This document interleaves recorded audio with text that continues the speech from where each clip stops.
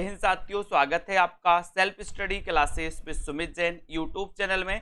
तो सभी साथी आ जाएं और एक बार जल्दी से वीडियो को लाइक कर दें। आज दोस्तों अपन कुछ महत्वपूर्ण प्रश्नों पर चर्चा करेंगे जो कि बहुत ही इंपॉर्टेंट हैं। जिन भी साथियों को मॉडल पेपर लेना है दोस्तों, वो मॉडल पेपर ले सकते हैं। आज मॉडल पेपर के कुछ नमूने, कुछ प्रश्नों को आज हम आपको बताने वाले हैं कि मॉडल पेपर में इस प्रकार के महत्वपूर्ण प्रश्नों का संकलन किया गया है, उसको आप सभी देख सकते हैं। देखो, द्विवेदी युग को जागरण सुधार काल की संज्ञा किसने दी है? तो सभी लोग बताएंगे। आंसर आपका क्या हो जाएगा? यहां पर फटाफट से आंसर बताना है आपको। द्विवेदी युग को जागरण सुधार काल की संज्ञा किसने दी है? बताइए। क्वेश्चन है आपके डॉक्टर नगेंद्र ने, आचार्य शुक्ल ने, नामवर सेन ने, राम कुमार वर्मा ने। फटाफट बताएं, द्विवेदी युग को जागरण सुधार काल की संज्ञा किसने दी है? ये क्वेश्चन आपसे पूछा गया है तो आपको बताना ही है और सभी लोग आंसर बताएं फटाक से।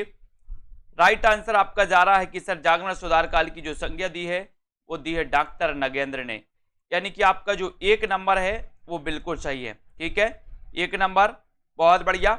अगला क्वेश्चन देखो, कौन हिंदी को गवारू बोली कहते हैं? बहुत बढ़िया क्वेश्चन। हिंदी को गवारू बोली कौन कहते हैं? हिंदी को गवारू बोली कौन कहते हैं, ये आपका क्वेश्चन है, आपको चयन करना है। तो फटाक से बताइएगा, हिंदी को गवारू बोली किसने कहा है? तो देखते हैं कौन कौन सही बता रहा है। फटाफट से आंसर बताइए प्रश्न क्रमांक 2 का आंसर। और प्रश्न क्रमांक 2 में आप लोगों ने बताया कि सर हिंदी को गवारू बोली जो कहने वाले हैं वो है सर सैयद अहमद खां। सर सैयद अहमद खां, यानी कि आपका जो एक नंबर है वो बिल्कुल सही है। सर सैयद अहमद खां आपका राइट आंसर हो जाएगा। ठीक है, एक नंबर आपका सही हो जाएगा। कविता संवर्धनी सभा के संस्थापक कौन थे? कविता संवर्धनी सभा के संस्थापक कौन थे, ये आपको बताना है प्रश्न क्रमांक 3 में आपको चयन करना है। सभी लोग बताएं, कविता संवर्धनी सभा के संस्थापक कौन थे? 3 नंबर का आंसर आपको चयन करना है और 3 में आपका सीधा आंसर जा रहा है कि सर कविता संवर्धनी सभा के जो संस्थापक थे वो संस्थापक थे कौन थे? बताएं जल्दी से। आपका राइट आंसर चला जाएगा भारतेंदु। क्या है सही आंसर? कि सर कविता संवर्धनी सभा के जो संस्थापक थे वो थे भारतेंदु जी। ये नंबर आपका बिल्कुल सही हो जाएगा। वेरी गुड आंसर, बहुत बढ़िया। उत्तर भक्तमाल के रचनाकार कौन है? प्रश्न क्रमांक 4, उत्तर भक्तमाल के रचनाकार कौन है, इसका आंसर आपको चयन करना है। सभी लोग बताएं, उत्तर भक्तमाल के रचनाकार कौन है, ये आपका प्रश्न है। इसका आंसर आपको चयन करना है और सीधा सीधा आंसर आपका जा रहा है कि सर उत्तर भक्तमाल अगर आप पूछ रहे हो तो ये उत्तर भक्तमाल के जो रचनाकार हैं बताएं। सभी का आंसर आ गया कि सर उत्तर भक्तमाल ये भारतेंदु जी की रचना है। भक्तमाल किसकी रचना है? भक्तमाल के रचनाकार नाभादास हैं। ठीक है, और नवभक्तमाल राधाचरण गोस्वामी। ठीक है, नवभक्तमाल राधाचरण गोस्वामी। उत्तर भक्तमाल भारतेंदु जी, भक्तमाल नाभादास। ठीक है, वेरी गुड, बहुत बढ़िया। राम स्वरूप चतुर्वेदी ने रासो शब्द की उत्पत्ति किससे मानी है? बहुत अच्छा क्वेश्चन। प्रश्न क्रमांक 5 में आपको बताना है, राम स्वरूप चतुर्वेदी ने रासो शब्द की उत्पत्ति किससे मानी है? किससे मानी है? सभी लोग बताएंगे। प्रश्न क्रमांक आपका 5 है। 5 का राइट आंसर आपको चयन करना है। 5 का सही आंसर क्या हो जाएगा? राम स्वरूप चतुर्वेदी ने रासो शब्द की उत्पत्ति किससे मानी है? प्रश्न क्रमांक आपका 5 है और 5 में सीधा आंसर देखते हैं कौन कौन सही बता रहा है इस प्रश्न को। 5 में रामस्वरूप चतुर्वेदी का पूछा है, गलत कर जाएंगे बहुत सारे लोग। कुरैशी जी बिल्कुल सही बता रहे हैं, बहुत बढ़िया। और बहुत सारे लोगों ने डी लगा दिया, यही गड़बड़ होता है आप लोगों के साथ। आपको पता है कि रामस्वरूप चतुर्वेदी ने राउस से माना है। राउस से दोस्तों रासो शब्द की उत्पत्ति मानी है। यहां पर आपका उत्तर है 1 नंबर, राउस से रासो शब्द की उत्पत्ति मानने वाले कौन है? रामस्वरूप चतुर्वेदी। ठीक है, बहुत बढ़िया। कृषक क्रंदन एक किसकी रचना है? प्रश्न क्रमांक 6, कृषक क्रंदन की रचनाकार कौन है? गया प्रसाद शुक्ल स्नेही, निर्मल वर्मा, हरिऔध या फिर कृष्णाशोपति। प्रश्न क्रमांक आपका 6 है। 6 का आंसर आपको बताना है। कृषक क्रंदन किसकी रचना है? ये सभी लोग बताएं। कृषक क्रंदन की रचनाकार कौन है? इसका आंसर बताना है। और प्रश्न क्रमांक 6 में आपका उत्तर हो जाएगा कि सर कृषक का क्रंदन गया। कृषक का क्रंदन अब गया। गया तो गया प्रसाद शुक्ल स्नेही, यानी कि आपका 1 नंबर बिल्कुल सही हो जाएगा। कृषक का क्रंदन गया, गया से क्या बनेगा? गया प्रसाद शुक्ल स्नेही। ठीक है, ये नंबर आपका राइट आंसर। Very good. प्रेम राज्य काव्य के लेखक कौन है? प्रेम राज्य काव्य के लेखक कौन है? इसका आंसर आपको बताना है। प्रेम राज्य काव्य के लेखक कौन माने जाते हैं?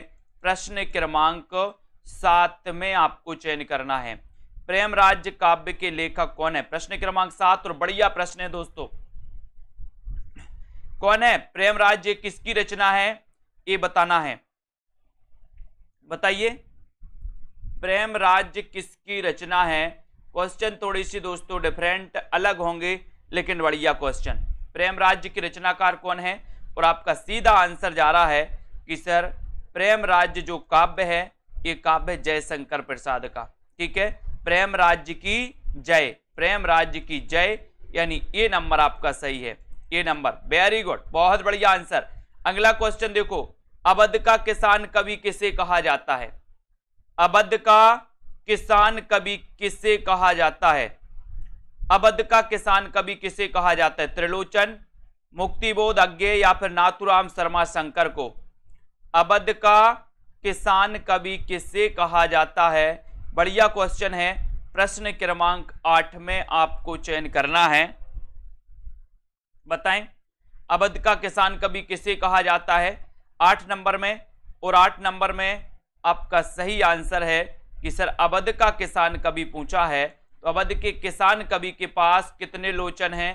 त्रिलोचन है, 3 लोचन हैं। ये नंबर आपका त्रिलोचन बिल्कुल सही हो जाएगा। ये नंबर आपका बिल्कुल सही आंसर, बहुत बढ़िया। अगले क्वेश्चन की ओर हम बढ़ेंगे दोस्तों। विकलांग श्रद्धा का दौर ये किसकी रचना है? आपको बताना है। विकलांग श्रद्धा का दौर ये किसकी रचना है? क्वेश्चन अच्छा है, बहुत अच्छे से पढ़ देना। विकलांग श्रद्धा का दौर ये रचना किसकी मानी जाती है? कृष्णाशोपति की। बताइए, यशपाल, हरिशंकर परसाई या फिर धूमिल? विकलांग श्रद्धा का दौर ये रचना के लेखक कौन है? ये प्रश्न क्रमांक 9 में आपको बताना है। और विकलांग श्रद्धा का दौर यानी कि हरिशंकर परसाई।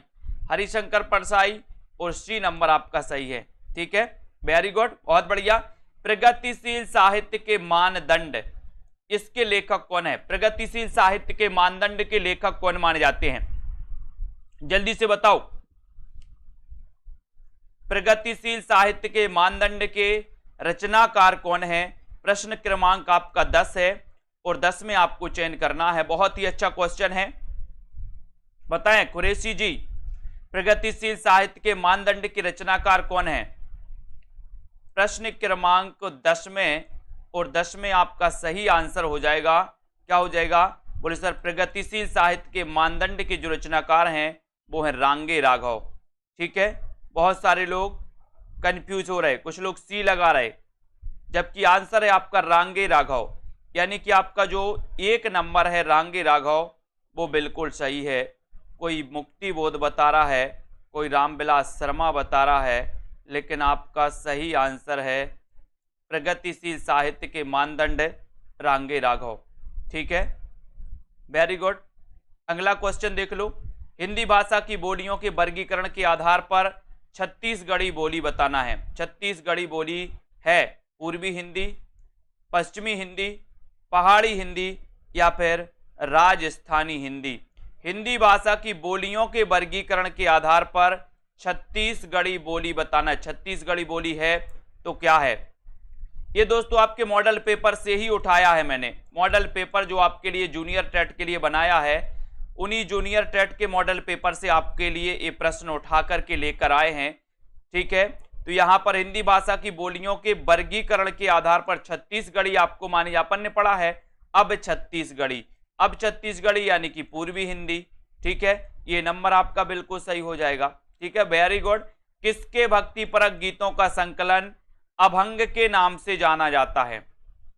किसके भक्तिपरक गीतों का संकलन अभंग के नाम से जाना जाता है? ये आपको बताना है। नामदेव के, सहजोबाई, कबीर या फिर दादू दयाल के? कई बार मैंने ट्रिक से याद करवाया इस क्वेश्चन को।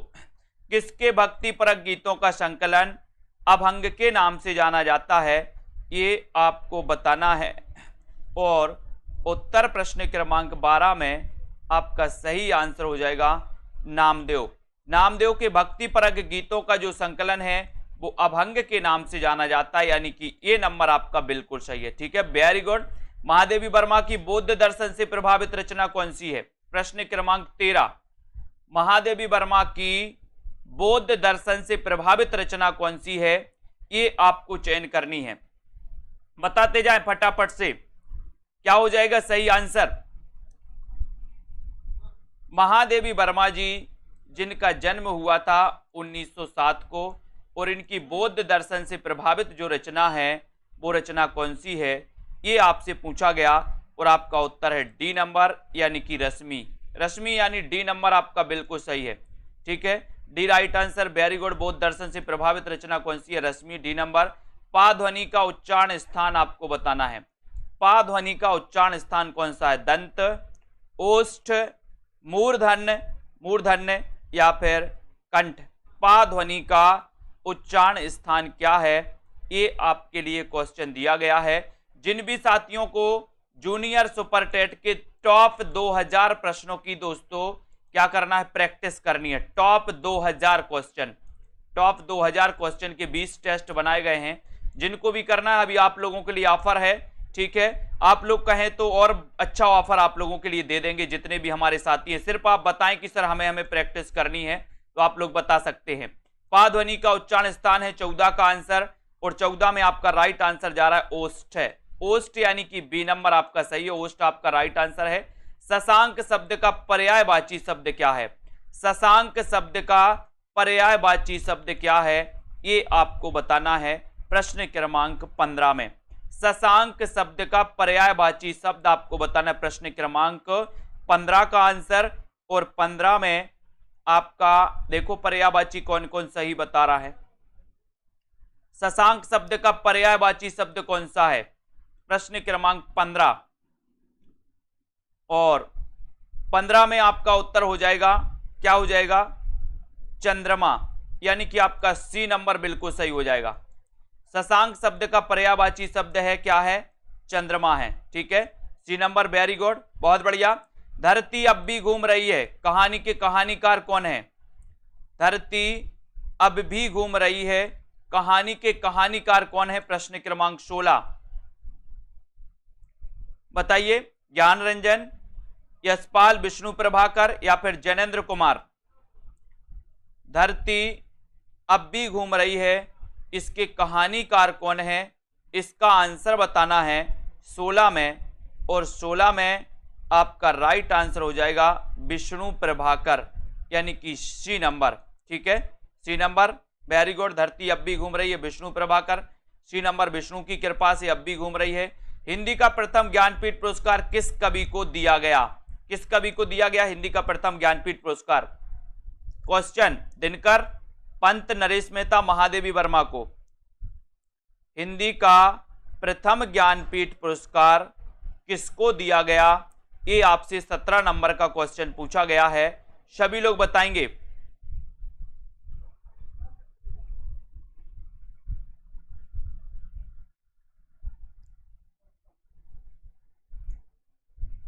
हिंदी का प्रथम ज्ञानपीठ पुरस्कार किस कवि को दिया गया? प्रश्न क्रमांक 17 में, और 17 का आंसर है आपका सुमित्रानंदन पंत को। और किस रचना के लिए दिया गया? चिदंबरा के लिए दिया गया, ठीक है, चिदंबरा, बी नंबर आपका चिदंबरा बिल्कुल सही है, वेरी गुड। सुजान विनोद के रचनाकार कौन है बताइए? सुजान विनोद, सुजान विनोद किसकी रचना है? घनानंद की, कबीर, देव या फिर पद्माकर की। देखो बहुत सारे लोग गलत बताएंगे। अब सुजान विनोद के रचनाकार कौन है? सुजान विनोद के रचनाकार कौन है? प्रश्न क्रमांक 18 में आपको चयन करना है। और देखो घनानंद बता दिया कमला ठाकुर जी ने, और बताओ अजय शर्मा जी ने घनानंद लिख दिया, और बताओ, और बता दिया रोहित कुमार जी ने घनानंद, कालिंदी जी ने घनानंद बता दिया, बहुत बढ़िया। और बता दो घनानंद कौन कौन बता रहे हैं, बहुत बढ़िया। यही तो गड़बड़ होता है, पुलिस सर बन रहा था लेकिन गलत करके आ गए। मैंने याद करवाया था सुजान को विनोद देव, विनोद देव अपन ने याद किया था, सुजान को विनोद देव, तो देव से क्या हो जाएगा, देव कवि की रचना है, यानी सी आपका बिल्कुल सही होगा। ठीक है। आधुनिक काल के गोरखनाथ किसे कहा जाता है?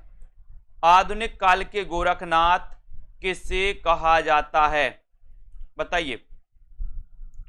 आधुनिक काल के गोरखनाथ नागार्जुन, सूर्यकांत त्रिपाठी निराला, दिनकर या फिर महादेवी वर्मा? हाँ, सुजान सागर घनानंद की है। वेरी गुड कुरैशी जी। और आधुनिक काल के गोरखनाथ, गोरखनाथ किसे कहा जाता है? प्रश्न क्रमांक 19 में, और 19 में बिल्कुल सही है कि सर आधुनिक काल के गोरखनाथ कहा जाता है। किसको कहा जाता है? बाल गोविंद जी नागार्जुन बता दिया, बहुत सारे। नागार्जुन को तो कबीर कहा जाता है, आधुनिक काल का कबीर, आधुनिक काल का कबीर नागार्जुन को कहा जाता है। आधुनिक काल का गोरखनाथ पूछा है आपसे, तो गोरखनाथ कहा जाता है निराला जी को, सूर्यकांत त्रिपाठी निराला। बी नंबर आपका सही है। निराला जिन्होंने बताया उनका आंसर सही है। नागार्जुन जिन्होंने बताया वो सुन लो कि नागार्जुन को कबीर कहा जाता है। सहजता का कवि किसे कहा जाता? प्रश्न क्रमांक 20 में सहजता का कवि, यही गलतियां होती हैं।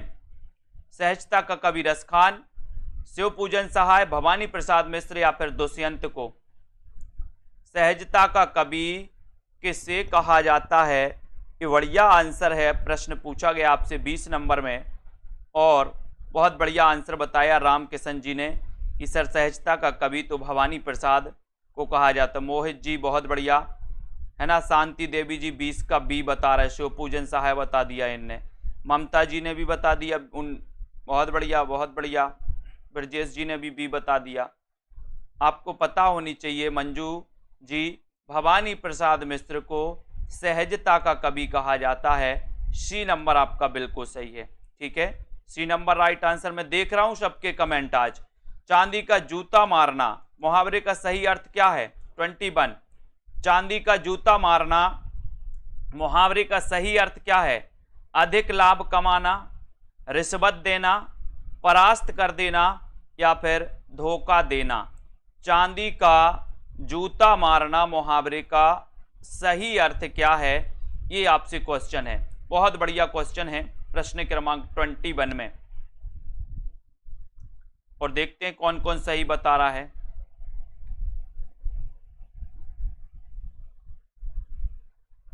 बहुत बढ़िया, लगभग अधिकांश लोगों ने सही बताया है। लगभग अधिकांश क्या, सभी लोगों ने सही बताया है। और रिश्वत देना यानी कि चांदी का जूता मारना, B number right answer. Neha Rai ji ने बस ये बता दिया, आरती वर्मा ने ये बताया, बी है बी, रिश्वत देना, बी नंबर सही। प्रैक्टिस करिए इनकी। आख्यायिका शैली का प्रथम मौलिक उपन्यास कौन सा है? फिर गलत करेंगे आप लोग। आख्यायिका शैली का प्रथम मौलिक उपन्यास कौन सा है? प्रश्न क्रमांक 22 में बताइए, आख्यायिका शैली का प्रथम मौलिक उपन्यास कौन सा है? प्रश्न क्रमांक 22 में बताइए। 22 का राइट आंसर आख्यायिका शैली का बताना है प्रथम उपन्यास कौन सा है। और आपका राइट आंसर चला गया कि सर आख्यायिका शैली की बात करते हो तो उपन्यास है श्यामा स्वप्न। ये नंबर आपका राइट आंसर, वेरी गुड, ये नंबर बहुत बढ़िया आंसर। उतना वह सूरज है रचना के लेखक कौन है? उतना वह सूरज है रचना के लेखक कौन माने जाते हैं? बताइए, उतना वह सूरज है ये रचना के जो लेखक हैं वो लेखक कौन हैं? श्यामा स्वप्न ठाकुर जगमोहन। वेरी गुड कुरैशी जी। 23 का आंसर आपको बताना है और 23 में आपका आंसर चला जा रहा है कि सर उतना वह सूरज है। ये जो रचना है ये रचना है भारत भूषण अग्रवाल की। सी नंबर आपका बिल्कुल सही। अपने क्वेश्चन गिनते जाओ कितने गलत कर रहे हैं आप लोग। Bharat Bhushan Agarwal, very good. जिस छंद के पहले 4 चरणों में रोला और बाद में दोस्तों ये 2 चरण में उल्लाला होता है, उसमें 24-28 मात्राओं के योग से 52 मात्राएं होती हैं, उस छंद का नाम आपको बताना है। पहले 4 चरणों में रोला और बाद में दोस्तों बताना है आपको 2 चरण में उल्लाला होता है, उसमें 24-28 मात्राओं के योग से 52 मात्राएं होती हैं। वो छंद कौन सा है? हरि गीतिका, गीतिका, कुंडलियां या फिर छप्पय? 24 का आंसर। बहुत अच्छा क्वेश्चन है। 24 का आपको चयन करना है और बहुत बढ़िया आंसर आया सभी लोगों का कि सर जो है 24-28 की मात्राओं के योग से 52 मात्राएं होती हैं, तो वो होता है छप्पय छंद। छप्पय छंद। एक और क्वेश्चन, छप्पयों का राजा किसे कहा जाता है? छप्पयों का राजा किसे कहा जाता है? एक और क्वेश्चन बताना प्रवीण ओझा जी। ये छप्पय हरि गीतिका में 52 मात्राएं नहीं होती हैं हरि गीतिका में। ये छप्पय यानी कि डी नंबर आपका छप्पय सही है। सारंग का पर्यायवाची शब्द कौन सा है? सारंग का पर्यायवाची शब्द कौन सा है? नमक, सारथी, मोर या फिर घोड़ा? सारंग का पर्यायवाची शब्द आपको बताना है। प्रश्न क्रमांक 25 में बताएं। और छप्पयों का राजा चंद बरदाई को कहा जाता, बिल्कुल सही है, ठीक है। और सारंग का जो पर्यायवाची शब्द है वो पर्यायवाची शब्द है दोस्तों क्या? मोर। क्या है? मोर। यानी आपका उत्तर सी नंबर जो है, सी नंबर आपका बिल्कुल सही है, ठीक है, c number right answer. Nimbarkacharya का दार्शनिक मत है, तो निम्बार्काचार्य का दार्शनिक मत क्या है? द्वैता द्वैतवाद, शुद्धा द्वैतवाद, अद्वैतवाद या फिर द्वैतवाद? तो आपको पता है दोस्तों शुद्धाद्वैतवाद के तो वल्लभाचार्य माने जाते हैं, है ना। अद्वैतवाद के तो शंकराचार्य माने जाते हैं, ठीक है। और द्वैतवाद के माने जाते हैं मध्वाचार्य। तो द्वैता द्वैत यानी देत देत थक गए, तो निम्बार्काचार्य, और इसको सनक संप्रदाय भी कहा जाता है। सनक, ये क्वेश्चन आता है सनक संप्रदाय के कौन है? तो सनक संप्रदाय के कौन है? निम्बार्काचार्य, ठीक है। ये नंबर आपका सही है। हिंदी में पहली बार 12 मासा का वर्णन किस रासो ग्रंथ में हुआ है? पहली बार 12 मासा का वर्णन किस रासो ग्रंथ में हुआ है? परमाल रासो में, खुमार रासो, बीसल देव रासो या फिर हमीर रासो में? चयन करना है आपको। हिंदी में पहली बार 12 मासा वर्णन किस रासो ग्रंथ में हुआ है? प्रश्न क्रमांक 27 में आपको चयन करना है और 27 का आंसर आपका चला जाएगा। क्या चला जाएगा? कि सर पहली बार 12 मासा का जो वर्णन हुआ है वो हुआ बीसल देव रासो। ये रचना श्रृंगारिक रचना है और इसके रचनाकार कौन है? नरपति नाल, ठीक है। ये अजमेर के शासक से संबंधित रचना है। सी नंबर आपका सही है। अनाथ का विलोम शब्द क्या है? अनाथ का विलोम शब्द आपको बताना है 28 में। अनाथ का विलोम क्या हो जाएगा? धनी, सनाथ, निर्धन या फिर बेकार? अनाथ का विलोम बताना है आपको। देखते हैं कौन कौन सही बता रहा है। और लगभग अधिकांश लोगों ने सही बता दिया कि सर अनाथ का विलोम होता है सनाथ। अनाथ का विलोम क्या होता है? सनाथ, ठीक है। यानी कि आपका बी नंबर आपका सही है। यहां पर बी नंबर सही है ममता जी 28 का। वेरी गुड, बहुत बढ़िया। मूल गोसाई चरित्र के रचनाकार कौन है? मूल गोसाई चरित्र के रचनाकार कौन है? 29। मूल गोसाई चरित्र के रचनाकार कौन है? आपसे पूछा गया है 29 का क्वेश्चन, और 29 में आपको बताना है क्या है मूल गोसाई चरित्र के रचनाकार।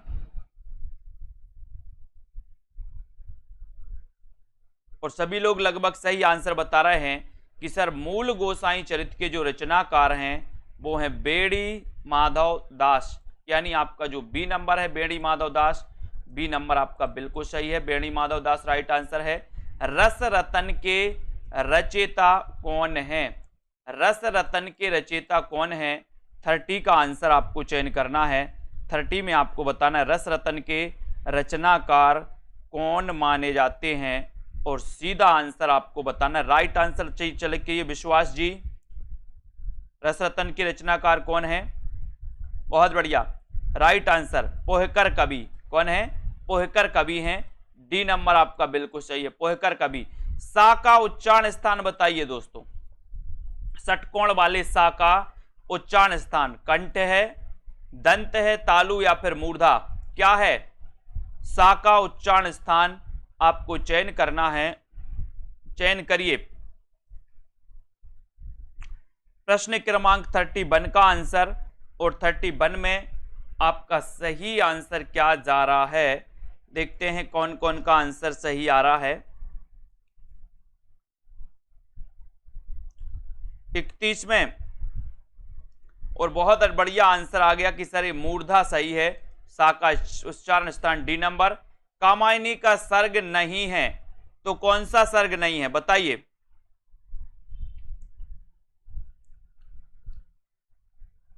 थर्टी टू का आंसर, कामायनी का कौन सा सर्ग नहीं है। अब मैंने आपसे बोला था कि आपको कामायनी के अगर 15 सर्ग याद हैं तो आप इस क्वेश्चन को हल कर सकते हो, अगर 15 सर्ग याद नहीं है तो इस क्वेश्चन को आप क्या कर पाओगे, गलत कर पाओगे। लेकिन आपको कामायनी के 15 सर्ग, जितने भी सर्ग यहां से क्वेश्चन आता है ये पूरे सर्ग क्रमबद्ध याद होनी चाहिए 32 में, और 32 में आपका राइट आंसर इच्छा, इच्छा ये कामायनी का सर्ग नहीं है, बाकी आपका श्रद्धा, लज्जा, ईर्ष्या ये हैं, ठीक है, बहुत बढ़िया, वेरी गुड ममता जी, बहुत बढ़िया, ठीक है, D number right answer. Prasad ji के किस नाटक का कथानक बौद्धों के पतन का, पतन के काल का है दोस्तों, पतन के काल का है। प्रसाद जी का वह नाटक कौन सा है जिसका कथानक बौद्धों के पतन के काल का है, ध्रुव स्वामिनी, करुणालय, राजश्री या फिर बैसाख। प्रश्न क्रमांक 33 में,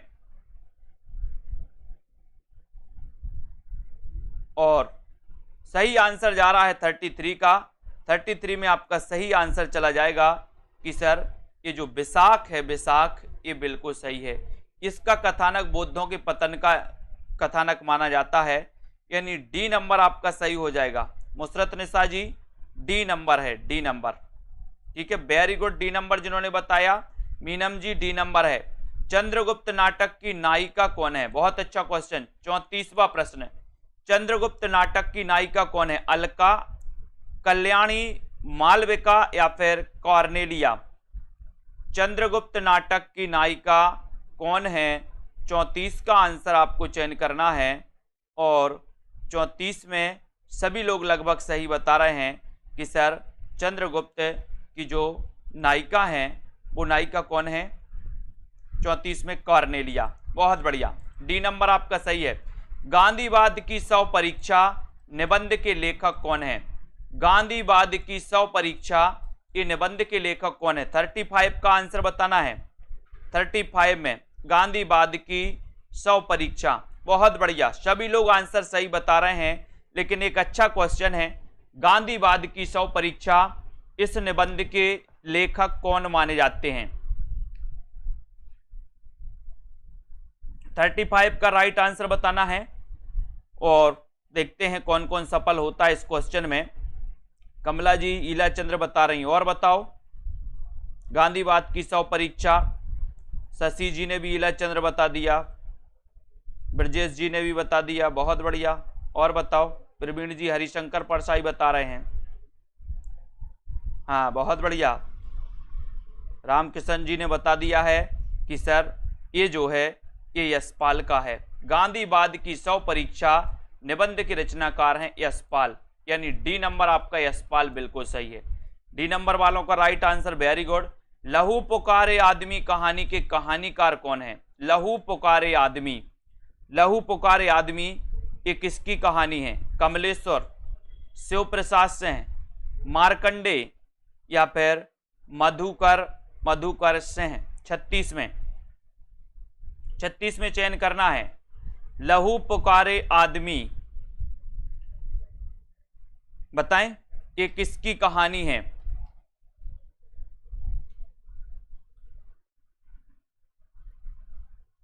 अर्चना पाल जी ए बता रही हैं, मंजू जी सी बता रही हैं, भाभी शिक्षिका सी बता रही हैं 36 का। और बताओ, नेहा जी ने भी सी बता दिया, आज तो लाइन लगी सी की। बबीता जी ने भी सी, बहुत बढ़िया। KM जोशी, कहे कि मार्कंडे को ज़्यादा जानते आप लोग, लहू पुकारे आदमी, है ना। और जिन्होंने मधुकर बताया है, मधुकर, उनका आंसर सही है। लहू पुकारे आदमी ये मधुकर सिंह की रचना है। किसकी है? मधुकर सिंह की कहानी है। डी नंबर आपका सही है। लहू पुकारे आदमी, काय के लिए पुकारे? बोले मधु के लिए पुकारे, मधु, ठीक है। पुकारे आदमी या लहू पुकारे आदमी मधु के लिए, मधु के लिए तो मधुकर सिंह, ठीक है। बांग्ला कहानी सैलसीमा बेगम का हिंदी रूपांतरण है, बताइए। रसिया बालम, दुखबा में कांसू कहूं मोरी सजनी, दुलाई वाली या फिर बेटों वाली विधवा?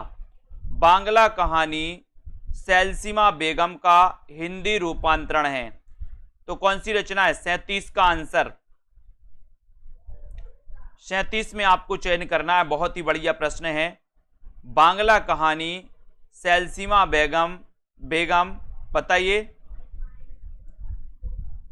तो उत्तर हो जाएगा आपका, क्या हो जाएगा यहां पर? दुखबा में कांसे कहूं मोरी सजनी, ठीक है। दुखबा में कांसे कहूं मोरी सजनी, किसकी है ये कहानी? ये बताइए, ये किसकी है? इसके रचनाकार भी आपको बताना है। बी नंबर तो आपने बिल्कुल सही बता दिया, बाकी इसके रचनाकार भी बताइए। जहां कोई साधारण बात कहकर उसकी किसी विशेष बात से समानता बताई जाए, ठीक है। जहां कोई साधारण बात कहकर उसकी किसी विशेष बात से समानता बताई जाए वहां कौन सा अलंकार होता है? बहुत अच्छा क्वेश्चन है 38 में। जहां कोई साधारण बात कहकर उसकी किसी विशेष बात से समानता बताई जाए वहां कौन सा अलंकार होता है? प्रश्न क्रमांक आपका 38 है, और 38 में देखते हैं कौन कौन सही बता रहा है। चतुर्सेन शास्त्री जी की रचना है दुखबा में कांसू कहूं मोरी सजनी। प्रश्न क्रमांक 38 में, जहां कोई साधारण बात कहकर उसकी किसी विशेष बात से समानता बताई जाती है वहां पर कौन सा अलंकार होता है? तो लगभग बहुत सारे लोगों ने सही बताया है कि सर यहाँ पर भ्रांतिमान नहीं होता, भ्रांतिमान नहीं, संदेह भी नहीं, विभावना भी नहीं। थोड़े से 4 विकल्प को अब यहाँ पर आपको देखना है दोस्तों। आपको उदाहरण की बिल्कुल परिभाषा याद नहीं। भ्रांतिमान की तो है ही कि जहां पर दोस्तों भ्रम जो है क्या है, ये भ्रम पक्का हो जाता है, संदेह अंत तक बना रहता है। विभावना में दोस्तों क्या होता है? विभावना और विशेषोक्ति एक दूसरे के विपरीत होते हैं, और जहां कोई साधारण बात कहकर उसकी किसी विशेष बात से, तो उदाहरण जैसे अपन बोलते ना, है ना, क्या एक गाना है ना, वो वाला कौन सा गाना है? 1 सड़क 57 गलियां रचना के लेखक कौन है? एक गाना नहीं सुना आप लोगों ने? तेरी अखियां कमाल जैसे, ऐसे कुछ आता ना, तो जैसे से उसकी समानता बताई जाती है।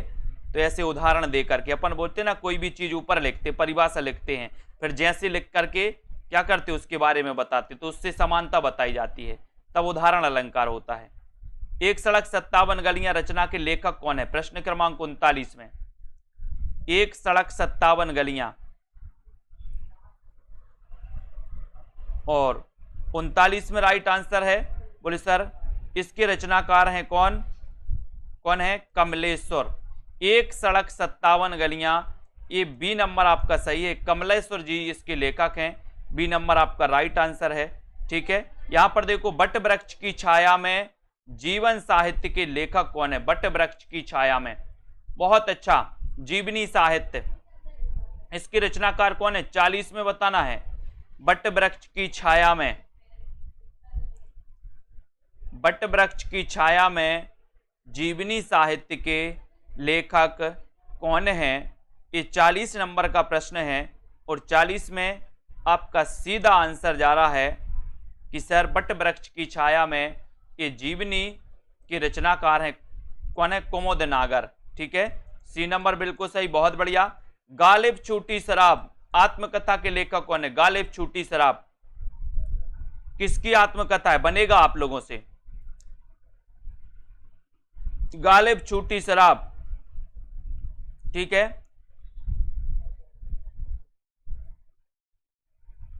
गालिब छूटी शराब मैंने कई बार आपको बताया है कि मैं बता दे रहा हूं आज और कि जो पति क्या होते हैं, शराब पीते हैं, जो पति शराब पीते हैं उनकी पत्नियों को कालिया बन जाना चाहिए। क्या बनना है? कालिया। एक बार क्या हुआ कि एक पति शराब पीता था तो उसकी पत्नी बहुत परेशान थी, बहुत परेशान थी। उसकी पत्नी ने भी एक बार क्या किया, वो भी एक बोतल लेके आई और बीच बाजार में सड़क पे खड़े होके फिर उसने भी पी। तो उस दिन का दिन है कि उस व्यक्ति ने फिर शराब नहीं पी। तो बोले सर गालिब छूटी शराब, कैसे छूटी शराब? अरे बोले पत्नी कालिया बन गई थी। क्या बन गई थी? पत्नी कालिया बन गई थी। तो रविंद्र कालिया, ये नंबर आपका बिल्कुल सही है। ठीक है, कालिया बन जाना अपन को भी। पिंजरे में मैना आत्मकथा की लेखिका कौन है? पिंजरे में मैना आत्मकथा की लेखिका कौन है? राजी सेठ, मन्नू भंडारी, चंद्रकिरण सोनरिक्शा या फिर शिवानी? पिंजरे में मैना, बोले हम पिंजरे में मैना को लेकर के कहां जाएंगे? रिक्शा पर जाएंगे, रिक्शा पर। रिक्शा, पिंजरे में मैना रिक्शा यानी सोन रिक्शा। सी नंबर सही है, सोन रिक्शा। ठीक है, सोन रिक्शा राइट आंसर हो जाएगा। बहुत बढ़िया। बेदिन बेलोग रेखा चित्र के लेखक कौन है? बेदिन बेलोग, डॉक्टर नगेंद्र, महेंद्र भटनागर, शिवपूजन सहाय, सेठ गोविंद दास। बेदिन बेलोग रेखा चित्र के रचनाकार कौन है? बहुत बढ़िया क्वेश्चन ये है दोस्तों। 43 का आंसर आपसे पूछा गया। ये क्वेश्चन पूछा गया था पिछली बार, शायद टीजीटी या पीजीटी में पूछा गया था 43 में। और 43 में आपका सभी को पता होगा कि बेदिन बेलोग शिवपूजन सहाय। ठीक है, सी नंबर आपका सही है, शिवपूजन सहाय। Very good. वाक्यम रसात्मकम काव्यम, ये कथन किस ग्रंथ का है दोस्तों? वाक्यम रसात्मकम काव्यम, रसात्मकम काव्यम, ये बताना है आपको। सभी लोग बताएंगे ये कथन किसका है, किस ग्रंथ से लिया गया है। और यहां पर 44 का आंसर, 44 में सीधा आंसर आपका जा रहा है कि सर ये जो वाक्यम रसात्मकम काव्यम है, देखते हैं कौन कौन सही बता रहा है 44 में। बहुत सही, 44 में ये लगा दिया पूनम जी ने। और बताओ, और ये लगा दिया मोहित जी ने। बहुत बढ़िया। ब्रजेश जी ने भी ये लगा दिया, मीनम जी ने ये लगा दिया, है ना। बहुत बढ़िया। श्याम लता जी पांडे ने भी ये लगा दिया। बहुत बढ़िया, धन्यवाद। ये वाले अन्नापूर्णा मिश्रा जी ने भी लगा दिया। बहुत बढ़िया, है ना। शूरमणि दुबे आपने भी लगा दिया।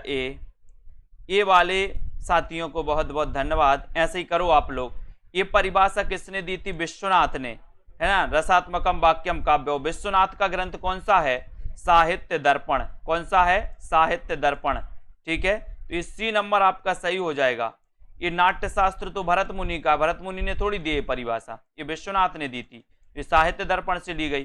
करुण रस के स्थायी भाव का नाम क्या है? करुण रस के स्थायी भाव का नाम क्या है? 45।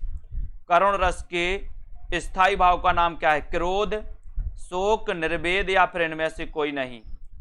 करुण रस के स्थायी भाव का नाम क्या है, ये आपको बताना है 45 का। 45 में आपको, और सरल है कि सर करुण रस का स्थायी भाव जो है शोक है। वेरी गुड, बी नंबर आपका बिल्कुल सही है।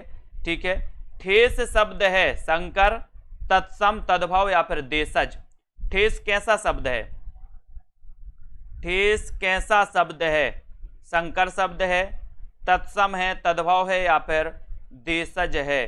प्रश्न क्रमांक आपका 46 है और 46 में आपने सही बताया है कि सर जो ठेस शब्द है ये ठेस शब्द है देशज। कैसा शब्द है ये? देशज शब्द है। डी नंबर आपका बिल्कुल सही हो जाएगा। ठीक है, वेरी गुड। मुहावरा किस भाषा का शब्द है बाल गोविंद जी? मुहावरा बताना है, मुहावरा किस भाषा का शब्द है? बहुत अच्छा क्वेश्चन है। 47 नंबर। अपन मुहावरे पढ़ते तो हैं लेकिन मुहावरा किस भाषा का शब्द है ये भी अपन को पता होनी चाहिए। 47 में 47 का आंसर चयन करिए। मुहावरा किस भाषा का शब्द है ये आपको बताना है। 47 का आंसर, और 47 में आपका सही जा रहा है कि सर जो मुहावरा है ये अरबी भाषा का शब्द है। किस भाषा का शब्द है? अरबी। अरबी का है बाल गोविंद जी, अरबी यानी बी नंबर। ठीक है, अरबी का शब्द है मुहावरा, बी नंबर आपका सही हो जाएगा। 47 में उर्दू किस भाषा का शब्द है? उर्दू, प्रश्न क्रमांक 48। उर्दू किस भाषा का शब्द है? तुर्की, फारसी, अरबी या फिर संस्कृत? उर्दू किस भाषा का शब्द है? प्रश्न क्रमांक 48 में बहुत अच्छा क्वेश्चन पूछा गया है। उर्दू किस भाषा का शब्द है ये पूछा गया, और आपका शायद जो क्वेश्चन है वो जा रहा है तुर्की। बहुत बढ़िया रामकिशन जी। उर्दू किस भाषा का शब्द है? तो ये तुर्की भाषा का शब्द है। ये नंबर आपका बिल्कुल सही है, वेरी गुड, बहुत बढ़िया। हिंदी शब्द है, बताइए हिंदी किस भाषा का शब्द है? उर्दू भाषा का, अरबी भाषा का, अवधी भाषा का या फिर फारसी भाषा का? बहुत अच्छा क्वेश्चन है। प्रश्न क्रमांक 49 का आंसर 49 में बताइए। उर्दू तुर्की भाषा का है, हिंदी बताना है। हिंदी किस भाषा का शब्द है? हिंदी किस भाषा का शब्द है ये आपको चयन करना है।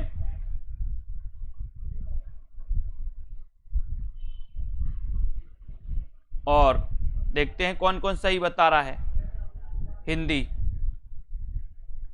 और सही आंसर चला गया कि सर हिंदी जो है ये फारसी भाषा का शब्द है, यानी आपका डी नंबर जो चला गया वो बिल्कुल सही है। बहुत बढ़िया, डी नंबर आपका राइट आंसर है। हिंदी फारसी भाषा का शब्द है। संस्कृत के ऐसे शब्द जिन्हें हम ज्यों का त्यों प्रयोग में लाते हैं दोस्तों, उन्हें क्या कहते हैं? 50 का आंसर, 50 का राइट आंसर बताना है। संस्कृत के ऐसे शब्द जिन्हें हम ज्यों का त्यों प्रयोग में लाते हैं उन्हें क्या कहते हैं? 50 में आपको चयन करना है, उन्हें क्या कहते हैं?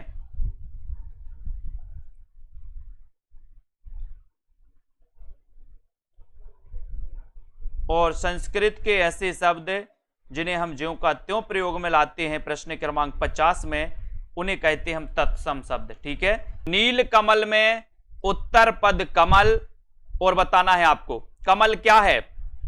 उत्तर पद जो कमल है ये कमल क्या है? विशेषण है, विशेष है, विशेष विशेषण है या फिर इनमें से कोई नहीं? नील कमल, नील कमल में कौन सा समास होता है? कर्मधारय समास। ठीक है, लेकिन आपको बताना है कि उत्तर पद जो कमल है वो क्या है, बताएं, फटाक से बताएं। 51 का आंसर, और 51 में सभी लोग बताएंगे। 51 का राइट आंसर देखो बहुत सारे लोग सी बता रहे हैं। मोहित जी ने सी बता दिया, और बताओ क्या बता रहे हैं कौन कौन?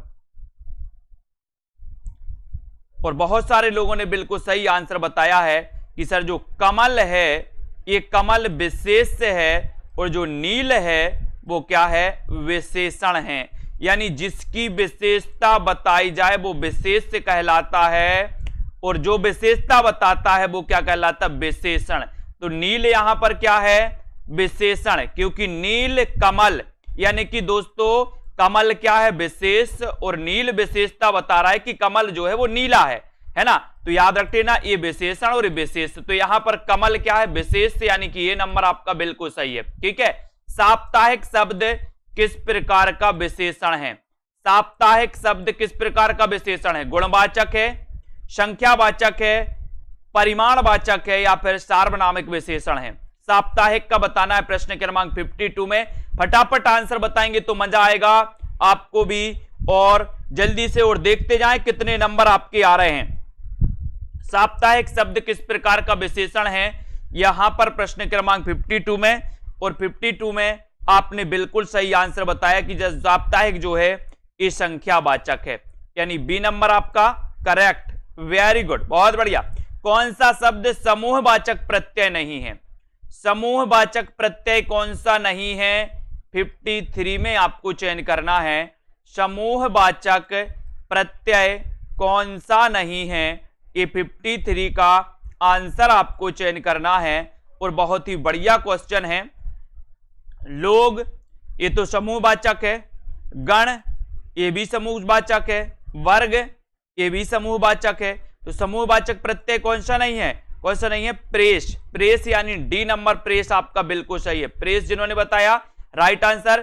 किस शब्द की रचना प्रत्यय से हुई है? किस शब्द की रचना प्रत्यय से हुई है? 54 का आंसर किस शब्द की रचना प्रत्यय से हुई है? कुसुम, चप्पल, लिखावट या फिर सुमन, यानी कि 54 का आंसर आपको चयन करना है। प्रत्यय से किसकी रचना हुई है आपको चयन करना है। बताइए अंकित गुप्ता जी। तो अधिकांश लोग 54 में चयन कर रहे हैं सर, सी नंबर लगा दो। वेरी गुड, लगा दिया सी नंबर, लिखावट। ठीक है, सी नंबर सही, वेरी गुड। आचार्य भरत ने कितने अलंकारों का उल्लेख किया है? बहुत अच्छा क्वेश्चन है। आचार्य भरत ने कितने अलंकारों का उल्लेख किया है 55 में? प्रश्न क्रमांक 55 में आपको चयन करना है कि आचार्य भरत ने कितने अलंकारों का उल्लेख किया है। और अधिकांश लोग बता रहे हैं, कौन कौन सही बता रहे हैं? हर्षिता जी बताइए कितने प्रकार के? 8 बता दिया सूरमणि जी ने, और बताओ। 8 बता रहे हैं, और कौन? सुषमा जी, और बता दो, और बता दो। कल्पना जी ने भी 8 बता दिया। वेरी गुड, बहुत बढ़िया। डी नंबर वालों के लिए बहुत बहुत धन्यवाद। 2 भी नहीं, 6 भी नहीं, 8 भी नहीं, कितने? 4। भरत ने, आचार्य भरत ने या भरत मुनि ने 4 अलंकारों का उल्लेख किया है। कितने अलंकारों का? 4 अलंकारों का। 8 रस, रस 8। ये 8 के चक्कर में आपने गड़बड़ कर दिया, रस के चक्कर में गड़बड़ कर दिया प्रश्न डी वालों ने, क्योंकि भरत मुनि ने 8 रस माने और 4 अलंकार। यही होता है गड़बड़। पूछा अलंकार था, बता दिया रस। बहुत बढ़िया, 8 रस 4 अलंकार। ठीक है। अनुप्रास अलंकार के कितने भेद हैं? 56 का आंसर आपको बताना है। अनुप्रास अलंकार के कितने भेद हैं आपको बताना है। राइट आंसर 5, 3, 4 या फिर 2। अनुप्रास अलंकार आपने पढ़ा है, तरण, तनुजा, तट, तमाल, तरुवर, बहुछाए। बोले कौन सा अलंकार है? अनुप्रास। अब अनुप्रास के कितने भेद होते हैं बताइए? 5 होते, 3, 4 या फिर 2 होते हैं। 56 का आंसर कितने होते हैं? राइट आंसर चला गया 5। अनुप्रास अलंकार के कितने भेद हैं? 5 भेद हैं। 5 भेद, ये नंबर बिल्कुल सही, वेरी गुड। जब किसी अत्यंत प्रशंसा के लिए कोई बात बहुत चढ़ाई, प्रशंसा है दोस्तों, जब किसी अत्यंत प्रशंसा के लिए कोई बात बहुत बड़ा चढ़ाकर कही जाती है, तब वहां पर कौन सा अलंकार होता है? जब किसी अत्यंत यानी कि अति वाली प्रशंसा के लिए कोई बात बड़ा चढ़ाकर कही जाती है, तब वहां पर कौन सा अलंकार होता है? अतिशयोक्ति। अतिशयोक्ति देखो कैसा लिखा जाता है, ये अतिशयोक्ति सही है। कभी कभी ये वाक्य शुद्धि में भी, ये शब्द शुद्धि में भी आता है दोस्तों। तो आप लोग क्या करते हो? आधा सा लगा के योक्ति कर देते हो। ये अतिशयोक्ति, ये वाला गलत है। अतिशयोक्ति पूरा सा आता है, इसको याद रख लेना। तो आपका उत्तर ए नंबर बिल्कुल सही, अतिशयोक्ति राइट आंसर, वेरी गुड। कौन सा अर्थालंकार है? अर्थालंकार कौन सा है? 58 में आपको अर्थालंकार और शब्दालंकार पता होनी चाहिए दोस्तों। मैं जो महत्वपूर्ण चीजें मैं बता रहा हूं वो पूरे आपको याद होनी चाहिए। शब्दालंकार के अंतर्गत कौन कौन आते हैं, अर्थालंकार के अंतर्गत कौन कौन आते हैं, क्वेश्चन पूछा जाता है। यहां पर आपसे अर्थालंकार पूछा गया है, तो अर्थालंकार कौन सा होता है? प्रश्न क्रमांक 58 में आपको चयन करना है अर्थालंकार के अंतर्गत कौन सा आता है। तो बहुत सारे लोगों ने, है ना, रेखा जी बी बता रही है, मार्क नहीं, अनुप्रास भी नहीं, श्लेष भी नहीं। अर्थालंकार के अंतर्गत आता उपमा, याद कर लेना अब इसको। बहुत सारे लोगों ने गलत बताया है, कोई ये बता रहा है, कोई बी बता रहा है, याद रख लेना। लेकिन बहुत सारे लोगों ने उपमा ही बताया है। डी नंबर आपका सही है। लेकिन आपको ये याद होनी चाहिए कि अर्थालंकार के अंतर्गत कौन आते हैं और शब्दालंकार के अंतर्गत कौन आते हैं। अतनु का पर्यायवाची शब्द क्या है? अतनु का ईश्वर, कृष्ण, कामदेव या फिर बसंत। अतनु का पर्यायवाची शब्द आपको चयन करना है। 59 का उत्तर आपको बताना है। राइट आंसर क्या हो जाएगा? अतनु का पर्यायवाची शब्द कौन सा है? सीधा सीधा आंसर आपको बताना है और आंसर आपका जा रहा है, कौन सा जा रहा है? अतनु। अतनु का बताना है। लक्ष्मी भट्ट जी सही बताया लगभग सभी लोगों ने कि सर अतनु तो कामदेव का पर्यायवाची है। C number right, very good. Saraswati का पर्यायवाची क्या है दोस्तों? सरस्वती का पर्यायवाची भारती, शारदा, बाक या फिर उपरोक्त सभी। सरस्वती का पर्यायवाची आपको बताना है प्रश्न क्रमांक 60 में, और लगभग सभी से बनेगा। उपरोक्त सभी आ जाए तो फिर तो आप लोग आओ देखते ना ताओ और सभी लगा के आते हो, तो यहां पर भी वही करोगे। भारती, शारदा, बाक ये पूरे के पूरे सरस्वती के पर्यायवाची हैं, यानी डी नंबर आपका बिल्कुल सही है। Very good. इच्छा का पर्यायवाची शब्द क्या होगा? इच्छा का बताइए। अमीय, हर्ष, आकांक्षा या फिर रश्मि। इच्छा का पर्यायवाची शब्द क्या है? ये प्रश्न आपसे पूछा गया है। बहुत ही अच्छा क्वेश्चन है। प्रश्न क्रमांक आपका 61 है। इच्छा का पर्यायवाची शब्द बताना है और सीधा आंसर आपका जा रहा है कि सर जो इच्छा है, इच्छा का पर्यायवाची है आकांक्षा। क्या है? आकांक्षा। सी नंबर बिल्कुल सही, वेरी गुड। निम्न में से सौदामिनी का पर्यायवाची नहीं है।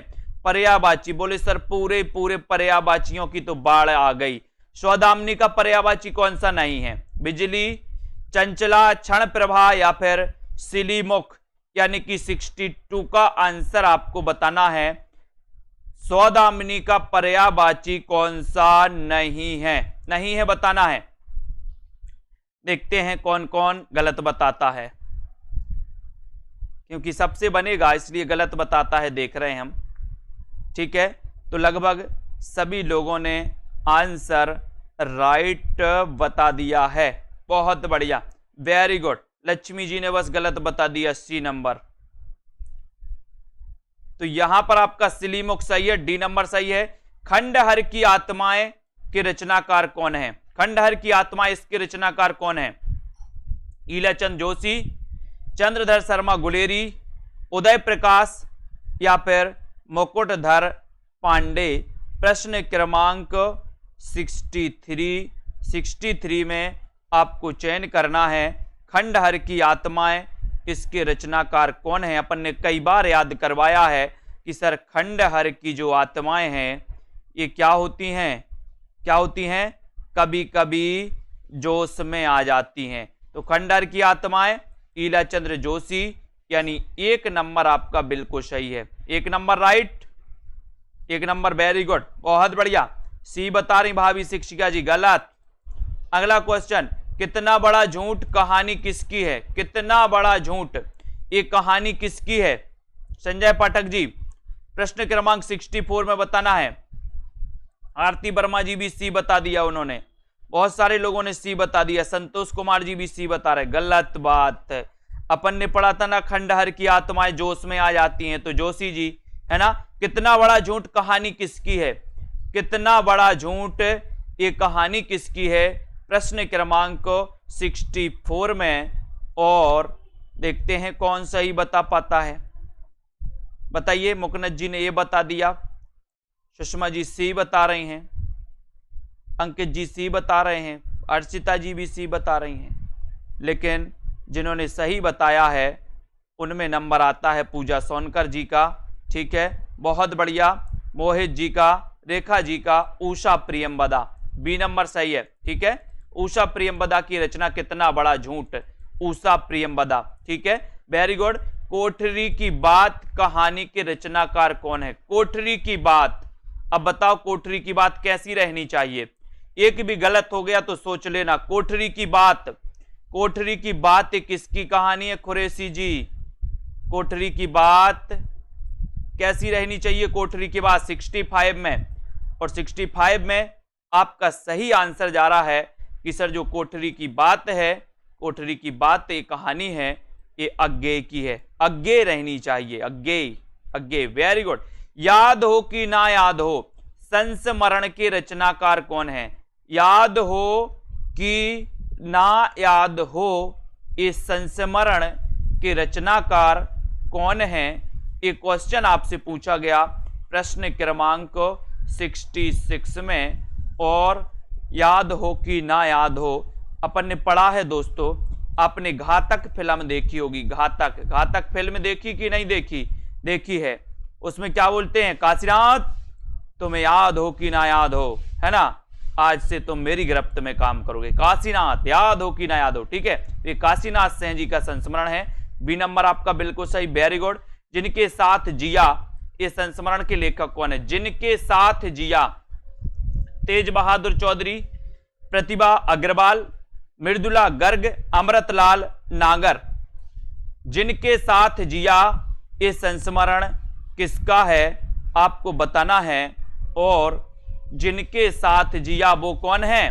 प्रश्न क्रमांक 67 में, और 67 आपको बताना है कि सर जिनके साथ जिया, जिनके साथ जिया, अमृतलाल नागर। वेरी गुड, वो तो अमृत जैसे हैं, कैसे? अमृत, अमृतलाल नागर, वेरी गुड। मैं और केवल मैं और केवल मैं एकांकी के रचनाकार कौन है? मैं और केवल मैं, प्रश्न क्रमांक 68 का आंसर, मैं और केवल मैं, ये किसका एकांकी है? इस एकांकी के रचनाकार कौन है? भगवती चरण वर्मा, जगदीश चंद्र माथुर, भुवनेश्वर, या फिर जैनेन्द्र कुमार? आपको बताना। एक और दोस्तों बड़ी बात मैं आपको बता रहा हूं कि आप लोगों के लिए जिनको भी लेना है, जिनको भी दोस्तों मॉडल पेपर लेना है, इसी प्रकार के जूनियर टेट का प्रैक्टिस करना है आप लोगों के लिए, आप लोगों के लिए 200 फीस कर दी गई है। जितने भी हमारे जो दोस्तों पैड वाले साथी हैं, वो आज रात 12 बजे तक जिनको भी लेना है वो ले सकते हैं, उनके लिए 200 फीस कर दी गई है, जो भी हमारे साथी हैं। ठीक है, तो मैं और केवल में एकांकी के रचनाकार कौन है? 68 का आंसर। और 68 में आपका राइट आंसर क्या हो जाएगा? 68 का भगवती चरण वर्मा। ये नंबर जिन्होंने लगाया बिल्कुल सही है। स्त्री मुक्ति संघर्ष और इतिहास, ये किसकी रचना है? स्त्री मुक्ति संघर्ष और इतिहास के रचनाकार कौन है? ये किसकी रचना है? ये आपको बताना है। प्रश्न क्रमांक 69 का आंसर, और 69 का आंसर बहुत बढ़िया जा रहा है कि सर ये जो स्त्री मुक्ति और संघर्ष है, स्त्री मुक्ति और संघर्ष और इतिहास, ये रमणिका गुप्ता, रमणिका गुप्ता यानी डी नंबर आपका सही है। ठीक है, डी, ये रमणिका गुप्ता जी की रचना है दोस्तों, डी नंबर। आचार्य रामचंद्र शुक्ल का प्रथम सैद्धांतिक ग्रंथ कौन सा है? सैद्धांतिक ग्रंथ पूछा है आपसे। आलोचनादर्श, समालोचक, काव्य में रहस्यवाद, या फिर कविता क्या है? रामचंद्र शुक्ल का प्रथम सैद्धांतिक ग्रंथ कौन सा है? प्रथम सैद्धांतिक ग्रंथ कौन सा है? रामचंद्र शुक्ल जी का, यानी कि 70 का उत्तर बताना है। बहुत ही अच्छा क्वेश्चन है, क्वेश्चन कई बार पूछा गया है।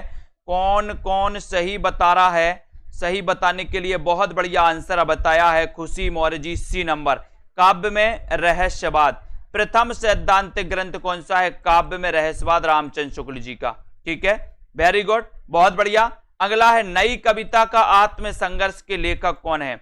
नई कविता का आत्म संघर्ष, इसके लेखक कौन है? प्रेमचंद, जयशंकर प्रसाद, मुक्तिबोध, या फिर मलयज? प्रश्न क्रमांक 71 है। नई कविता का आत्म संघर्ष के लेखक कौन है? इस 71 का आंसर आपको चयन करना है। बहुत ही अच्छा क्वेश्चन है, और 71 में सीधा सीधा आपका राइट आंसर चला जा रहा है कि सर ये जो नई कविता का आत्म संघर्ष है, इसके जो लेखक हैं वो लेखक है मुक्तिबोध। ठीक है, मुक्तिबोध, सी नंबर बिल्कुल सही। पंत की कौन सी छायावादी रचना नहीं है? पंत की कौन सी छायावादी रचना नहीं है।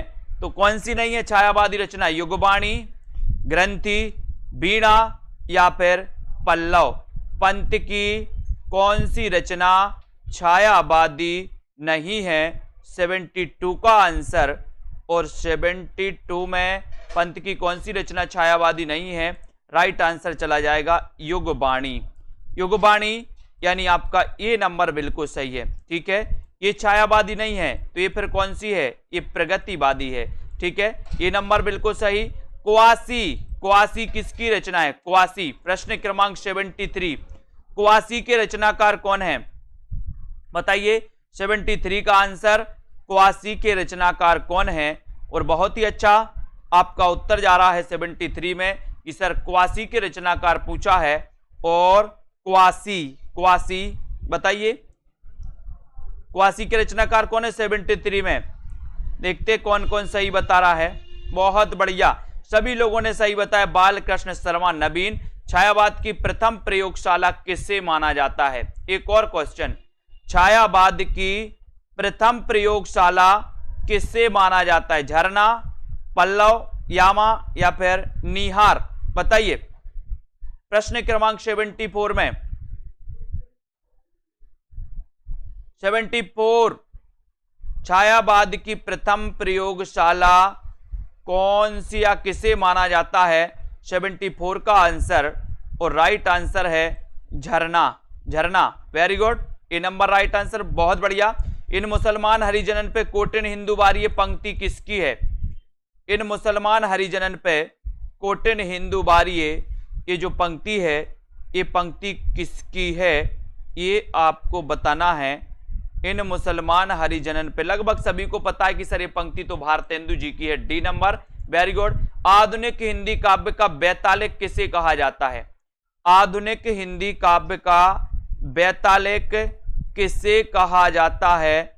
ये आपको चयन करना है। भारतेंदु, प्रेमघन, राधा कृष्णदास और बाल मुकुंद गुप्त।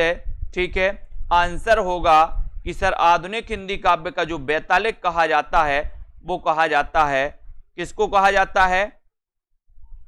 किसको कहा जाता है? भारतेंदु जी को। वेरी गुड, ये नंबर सही। बहुत बढ़िया। हो होरी, कल ही पढ़ा था अपन ने, कल परसों पढ़ा था। हो होरी ये किसकी कृति है? हो होरी कृति के रचनाकार कौन है? बड़ा ही अच्छा क्वेश्चन है। 77 का आंसर फटाफट से बताएं जल्दी से। पूरे 100 क्वेश्चन आपको कवर करना है और आपका पता है कि सर हो होरी ये जो है, ये जो रचना है ये अंबिका दत्त व्यास की है। अंबिका दत्त व्यास। ठीक है, बहुत बढ़िया। इनका जन्म कब हुआ था? कोई बताएगा? बताओ। मध्यकालीन धर्म साधना एक किसका निबंध है? मध्यकालीन धर्म साधना निबंध के रचनाकार कौन है? 78 का आंसर। मध्यकालीन धर्म साधना निबंध के रचनाकार कौन माने जाते हैं? बहुत ही अच्छा क्वेश्चन है और देखते हैं कौन कौन बता रहा है मध्यकालीन धर्म साधना के रचनाकार। बहुत बढ़िया। 1958 में नहीं, 1858 में।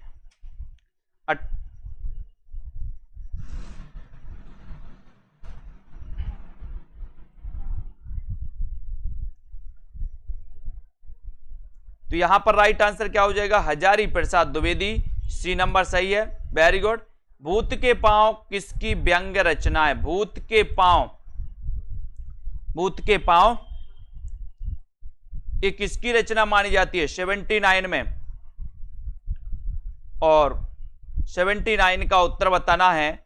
और भूत के पांव ये जो रचना है दोस्तों ये हरिशंकर परसाई जी की है। ठीक है, बी नंबर आपका सही, वेरी गुड आंसर। किस प्रकार के निबंधों में बुद्धि तत्व प्रमुख होता है? किस प्रकार के निबंधों में बुद्धि तत्व प्रमुख होता है? भावात्मक, वर्णात्मक, विवरणात्मक या फिर विचारात्मक? किस प्रकार के निबंधों में बुद्धि तत्व प्रमुख होता है? आपको चयन करना है और प्रश्न क्रमांक 80 का उत्तर बताना है। बहुत ही अच्छा क्वेश्चन है दोस्तों।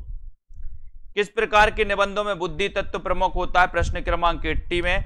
और 80 का राइट आंसर है कि सर विचारात्मक निबंधों में बुद्धि तत्व। मैंने निबंध आपको बहुत अच्छे से पढ़ाया था, विचारात्मक निबंधों में बुद्धि तत्व प्रधान होता है। डी नंबर आपने लगाया, वेरी गुड, बहुत बढ़िया। विचार प्रवाह के रचनाकार कौन है? विचार प्रवाह, ये निबंध है विचार प्रवाह, इसके रचनाकार कौन माने जाते हैं? हजारी प्रसाद, अज्ञे, नागार्जुन, रामधारी सिंह दिनकर।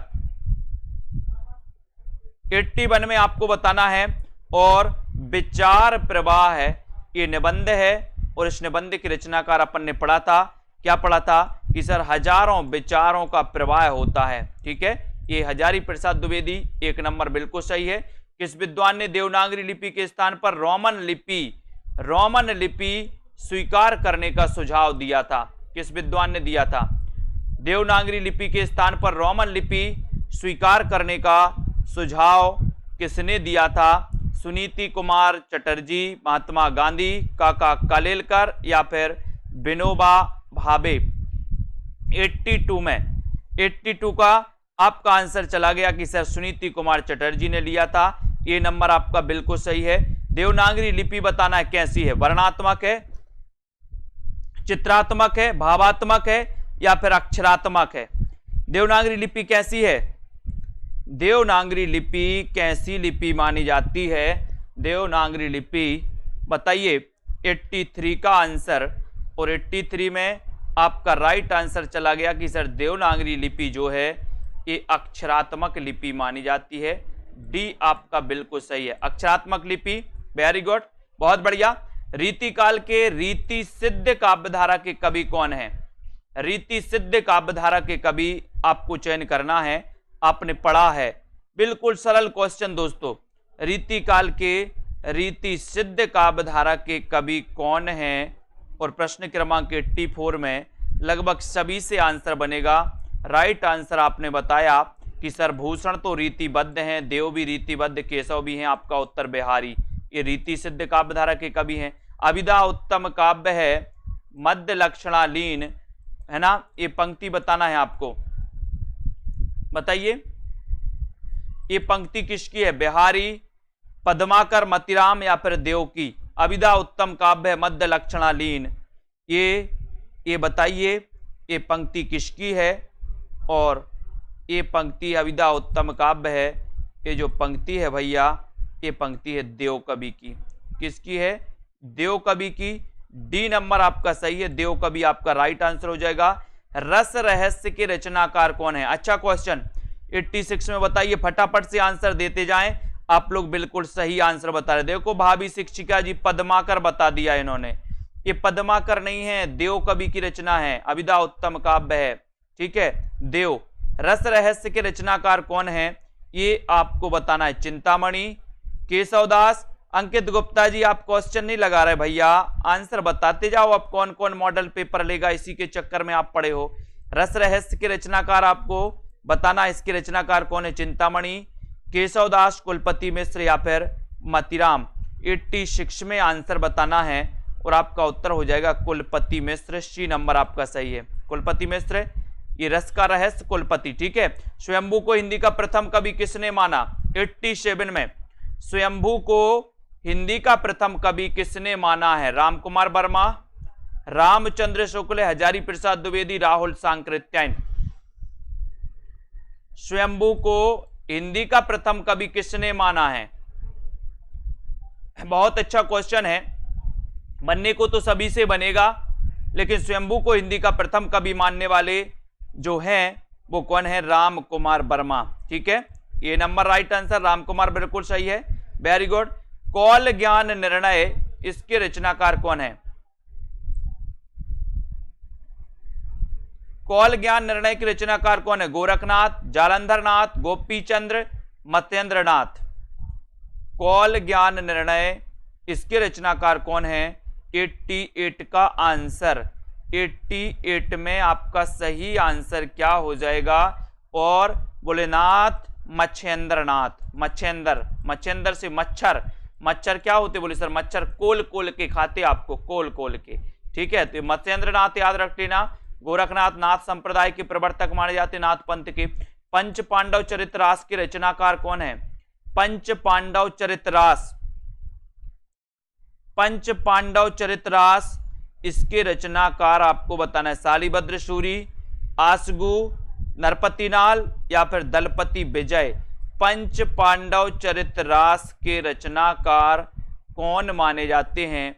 ये अच्छा क्वेश्चन है और 89 का उत्तर बताना है। 89 और पंच पांडव चरितरास के जो रचनाकार माने जाते हैं दोस्तों, आपने उत्तर बताया है। बताइए 89 में कौन है? शालिभद्र सूरी, जिन्हें कि गणपति चंद्रगुप्त ने हिंदी का प्रथम कवि माना। ये नंबर बिल्कुल सही है। पुस्तक जल्लड़ हत्य दे चल गज्जन रबकाज। जल्लड़ का आपको बताना है दोस्तों, ये जल्लड़ को कौन सी पुस्तक देने का इसमें वर्णन किया गया है? कौन सी पुस्तक देने का? बीसलदेव रासो, हमीर रासो, पृथ्वीराज रासो या फिर विजयपाल रासो। पुस्तक जल्लड़ हत्य दई चली गज्जन रबकाज। इसमें जल्लड़ के बारे में बताना कि जल्लड़ को कौन सी पुस्तक दिए जाने का वर्णन है। प्रश्न क्रमांक 90 में 90 का उत्तर बताइए और आपका सही आंसर चला गया पृथ्वीराज रासो। ठीक है, बी नंबर पृथ्वीराज रासो हिंदी का प्रथम महाकाव्य। रंग दे बसंती चोला नाटक के रचनाकार कौन है? रंग दे बसंती चोला सुरेंद्र वर्मा, मोहन राकेश, भीष्म सायनी, विनोद रस्तोगी। 91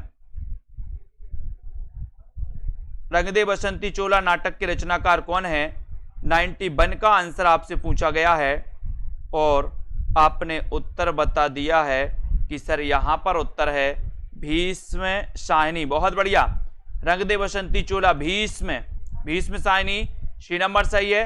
भुवनेश्वर निम्न में से किसके लिए प्रसिद्ध हैं? भुवनेश्वर किसके लिए प्रसिद्ध है? ऐतिहासिक नाटक के लिए, समस्या नाटक के लिए, सामाजिक नाटक के लिए या फिर असंगत नाटक के लिए? भुवनेश्वर किसके लिए प्रसिद्ध हैं? 92 का आंसर आपको चयन करना है। उत्तर क्या हो जाएगा? भुवनेश्वर किसके लिए प्रसिद्ध हैं 92 में? और 92 का आपका राइट आंसर हो जाएगा कि सर ये जो भुवनेश्वर हैं ये असंगत नाटक के लिए जाने जाते हैं। असंगत नाटक है ना। इन्होंने आपकी एक तांबे के कीड़े, आपने इनकी दोस्तों रचना पढ़ी होगी, तांबे के कीड़े। और यहां पर आपका डी नंबर बिल्कुल सही। किस शब्द में द्विगु समास है? बताइए द्विगु समास किस में है? अच्छा क्वेश्चन है। द्विगु समास तो आपसे बनेगा ही। दोपहर, नीलकंठ, कनफटा या फिर मंदबुद्धि, किसमें द्विगु समास है? आपको बताना है द्विगु समास किसमें है। और लगभग सभी को पता है कि सर संख्यावाची द्विगु यानी कि ए नंबर सही है। दोपहर में द्विगु समास है। Very good. किस क्रम में बहुब्रीहि समास है? बहुब्रीहि समास का उदाहरण नहीं है पूछा है। बताइए कौन सा नहीं है? सिंहवाहिनी, हिरण्यगर्भ, वसुंधरा या फिर देशवासी। बहुब्रीहि समास किसमें नहीं है? अच्छा क्वेश्चन है। बहुब्रीहि समास किसमें नहीं है? 94 का आंसर। 94 का आपका सही आंसर क्या जा रहा है? बहुब्रीहि समास नहीं है। तो किसमें नहीं है? आंसर चला गया कि सर बहुब्रीहि समास पूछा है तो देशवासी। बाकी दोस्तों डी नंबर लगाना 94 में डी। बहुत बढ़िया। देशवासी में नहीं है। रामवृक्ष बेनीपुरी की कौन सी कृति यात्रा वृत्त की है? कौन सी कृति यात्रा वृत्त की है? सागर की लहरों पर, अप्रवासी की यात्राएं, पैरों में पंख बांधकर या फिर मेरी यूरोप यात्रा। रामवृक्ष बेनीपुरी की कौन सी कृति यात्रा वृत्त संबंधी है? यात्रा वृत्त संबंधी कौन सी कृति है? 95 में। बहुत ही अच्छा क्वेश्चन है और 95 में आपका उत्तर हो जाएगा कि सर रामवृक्ष बेनीपुरी की जो कृति यात्रा वृत्त संबंधी है वो है पैरों में पंख बांधकर, यानी कि आपका सी नंबर पैरों में पंख बांधकर बिल्कुल सही है। उड़ते चलो यात्रा वृत्त के रचनाकार कौन है? उड़ते चलो यात्रा वृत्त के रचनाकार कौन है? भगवत शरण उपाध्याय, सत्यनारायण, रामवृक्ष बेनीपुरी, इनमें से कोई नहीं। उड़ते चलो यात्रा वृत्त के रचनाकार कौन है? 96 का आंसर उड़ते चलो और वृक्ष पर बैठ जाओ। वृक्ष पर तो रामवृक्ष बेनीपुरी सी नंबर आपका सही। Very good. एक स्वाभिमानी अध्यापक के जीवन संघर्ष को कथानक बनाकर लिखा गया उपन्यास कौन सा है? लिखा गया उपन्यास कौन सा है? नदी यशस्वी है, डूबते मस्तूल, यह पथबंधु था, या धूमकेतु एक श्रुति? एक स्वाभिमानी अध्यापक के जीवन संघर्ष को कथानक बनाकर लिखा गया उपन्यास कौन सा है? ये 97 का आंसर पूछा गया है और आकांक्षा जी ने बिल्कुल सही बताया कि सर यह पथबंधु था। सी नंबर बिल्कुल सही, बहुत बढ़िया। देहाती दुनिया के लेखक कौन है? 98 का आंसर देहाती दुनिया, निराला, शिवपूजन सहाय, उपेंद्रनाथ तस्क या फिर प्रेमचंद? देहाती दुनिया में क्या होता है? बोले सर शिव की पूजन ही सहाय होती है। देहाती दुनिया में शिव की पूजन ही सहाय होती है, यानी कि आपका उत्तर बी नंबर शिव पूजन सहाय। Very good. तरुण के स्वप्न आत्मकथा के लेखक कौन है? तरुण के स्वप्न ये किसकी आत्मकथा है? 99 का आंसर, और लगभग सभी से पूरा बनना चाहिए। तरुण के स्वप्न आत्मकथा के लेखक कौन है? राइट आंसर है बोले sir Subhash Chandra Bose. B number बिल्कुल सही, बहुत बढ़िया। कहीं ना जाए का कहिए, लेखक कौन है इसके? कहीं ना जाए का कहिए, ये लेखक आपको बताना है, सभी लोग बताएंगे। और जूनियर सुपर टेट का जो मॉडल पेपर है सिर्फ आप लोगों के लिए, पेड वालों के लिए, जितने भी हमारे साथी हैं उनके लिए ये रात 12 बजे तक 200 रुपए कर दिया गया है इसका प्राइस। तो जिनको भी इसमें प्रैक्टिस करना है 200 में 2000 क्वेश्चन इसमें आपके रहेंगे। एक के 100 नंबर के मॉडल पेपर, जिसमें व्याकरण और साहित्य दोनों सम्मिलित रहेगा। कहीं ना जाए का कहिए कि लेखक कौन है? प्रश्न क्रमांक 100 में, और आपका उत्तर हो जाएगा भगवती चरण वर्मा। बी नंबर आपका बिल्कुल सही है, ठीक है, बी नंबर राइट आंसर। बहुत बढ़िया, बहुत बहुत धन्यवाद सभी साथियों के लिए। और अध्ययन करते रहें, वीडियो को लाइक करते रहें दोस्तों, और इसी प्रकार से निरंतर आपको अध्ययन करना है, ठीक है। सभी लोग जुटे रहें अपनी तैयारी में, और जो जो आपके दोस्तों बाकी रह गए हैं उनकी तैयारी जरूर करें, ठीक है। और दोस्तों लाइक करें और लगे रहें अध्ययन में, ठीक है। बहुत बढ़िया, जय हिंद।